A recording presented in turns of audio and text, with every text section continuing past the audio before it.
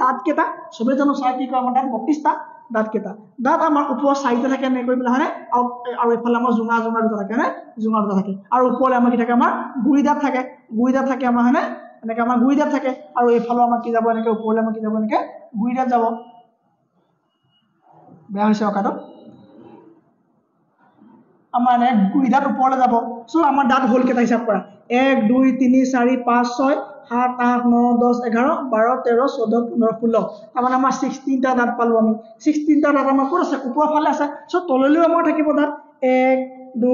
3 4 আকৌ জোঙা জোঙা দুটা থাকিব আমাৰ হয়নে তাৰপৰা আমাৰ ওপৰলে দাঁত যাব হয়নে 1 2 3 4 5 1 2 3 4 5 হৈ গ'ল এফালে গ'ল আমাৰ 5টা আকৌ তেনেকৈ আমাৰ এফালে যাব 1 2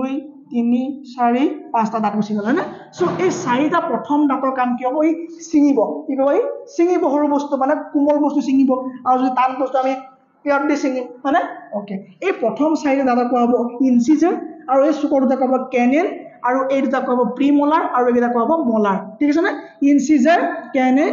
প্ৰিমলাৰ আৰু কি কোৱা হ'ব মলাৰ টোটাল আমাৰ কি হ'ব 16 প্লাস 16 কি হ'ব 16 প্লাস 16 আমাৰ 32 দাঁত কিন্তু আমাৰ যে আগতে সৰুতে আমাৰ যে দাঁত সৰিছিলে পাহৰিলা বেবি টিথ বুলি কয় যে গাখীৰ খোৱা দাঁত বুলি কয় যে সেই তেতিয়া আমাৰ 20টা দাঁত সৰি গৈছিলে 20টা আমাৰ গাখীৰ খোৱা দাঁত আমাৰ সৰি গৈছিলে সো আমাৰ টোটাল দাঁত কিমান হ'ব 32 প্লাস 20 আমাৰ যদি গোটেই জীৱন কালত আমাৰ 52টা দাঁত থাকে এটা মানুহৰ জীৱন কালত কিমান দাঁত থাকে 52টা আমাৰ দাঁত থাকে হ'ব না সো দাঁতৰ কাম কি হ'ব ভঙা চিঙা কৰিব টুকুৰা টুকুৰ কৰিব ঠিক আছে না